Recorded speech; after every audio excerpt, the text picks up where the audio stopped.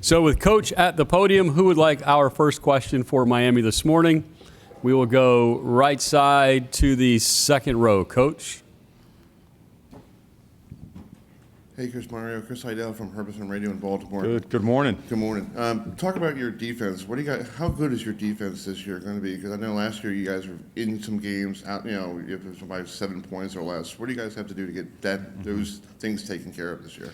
Well, we made a lot of progress last year from a total defense standpoint, and really just about every statistical category. And part of that was, again, just the caliber of player in the building had improved, and we've bolstered that even more this offseason. And I think when you have continuity at the defense coordinator position and most of our position coaches as well, that bodes well also. And, a guy that you're going to be speaking to in a little bit, Kiko Mainoa over here, I think he's a big reason why, as a leader of that defense and being surrounded by people that are driven, hungry, and that want to be there and that want to be really good. So we took a good step last year. We expect to take an even bigger one this year.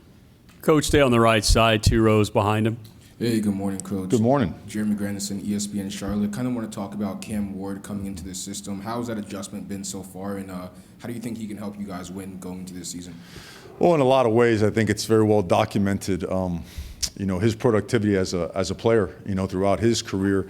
And what really stands out in the short time we've been around him is he's an alpha leader, okay? And on the way in, when we were watching him on film, it was obvious to the entire country and the reason everybody wanted him was his playmaking ability, right? Really accurate, great arm strength, ability to improvise, extend plays, a game changer. But what impressed us the most was whenever there was a bad play, his ability to bounce back and make things right. His aggressive, I would say competitive nature to come back and make things right, to go ahead and make up for maybe a play that was negative, was really, really impressive. And that has really stood out in his time at Miami throughout spring practice as he just built and gained the trust of his teammates. Coach, we're going to go left side all the way against the wall, literally. Coach, we know every game counts. However, your first game is against the Florida Gators. They're a rival. How do you not only win that game, set that tone for the rest of the season so that, the country knows what you guys are coming with? Sure. Well, it's a tremendous rivalry. I know our fan base and everybody's really incredibly fired up about that, but we're not going to be talking about the Florida Gators. We have training camp coming up, and for us to be the best team that we can be on August 31st, we have to have a great training camp.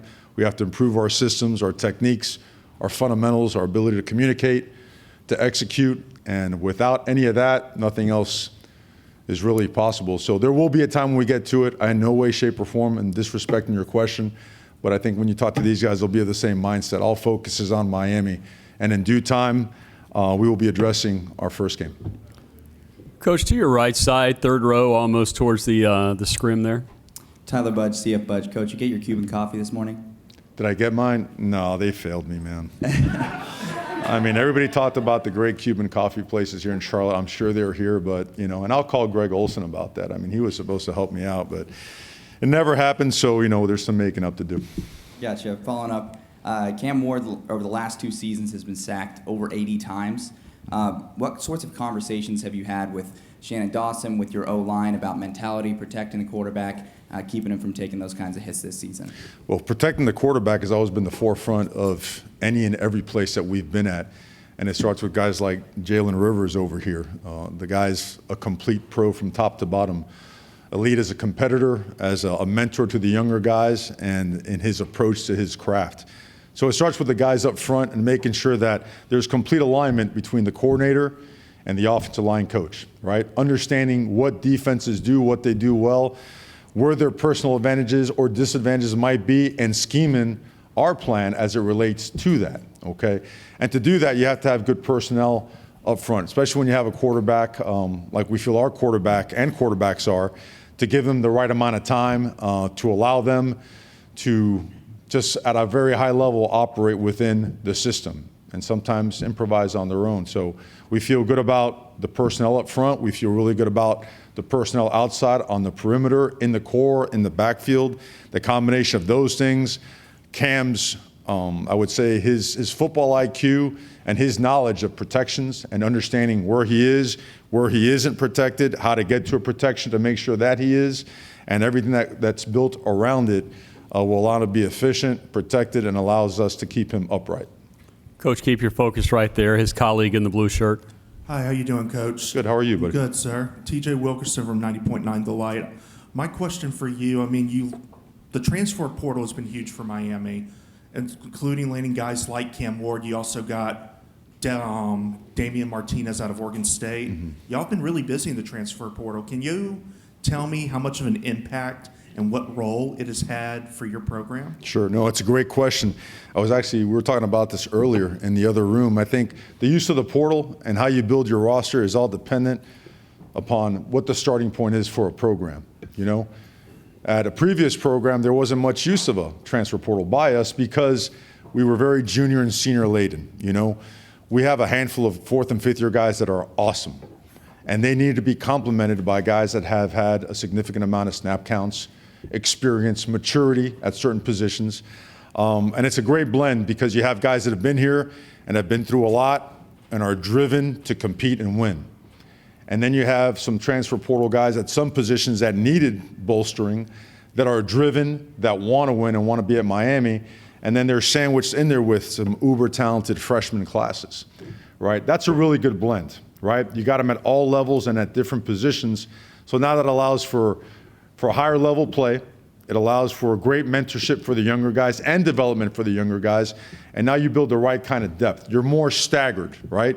Where it's more sustainable. The coming years, you know, it bodes well for Miami knowing that it's layered where upperclassmen are also complemented by younger guys. And there are some younger guys in starting roles as well. But overall, the blend and the mix is really well. It's really good. Sorry. Coach, we're going to hustle a microphone to the very back on the left-hand side. Gentleman standing up, receiving it now. Thank you. Good morning, Coach Christobal. Good morning. Jesse Coker from the College Huddle. Cam Ward come from a kind of air raid style offense. Shannon Dawson also is a guy with a history of an air raid style offense. Can you talk about how his skill set lines up with Coach Dawson likes to do, and will that be kind of a different offensive philosophy for you guys this year with receivers like Restrepo? Well, it's a perfect marriage because you're looking at two very high football IQ guys that continue to evolve.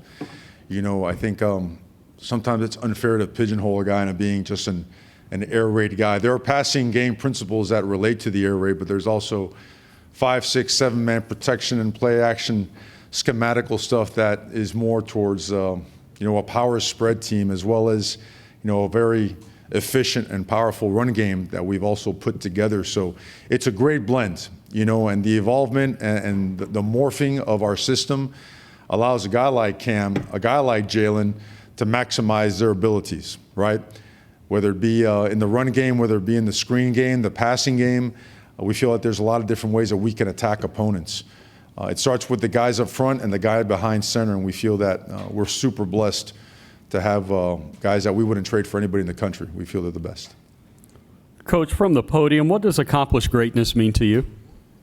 Accomplished greatness to us would be a way of life. It relates to alignment in everything you do. I mean, we always at our place say how you do anything is how you do everything. So whether it be the classroom, the community, how you are at home with your family, how you are in the community with people that you're trying to impact, how you are in the locker room, how you are on the road, how you are when things are going well or when they're not going so well and you face adversity. Greatness is being the absolute best you can be all the time. It's that way of life.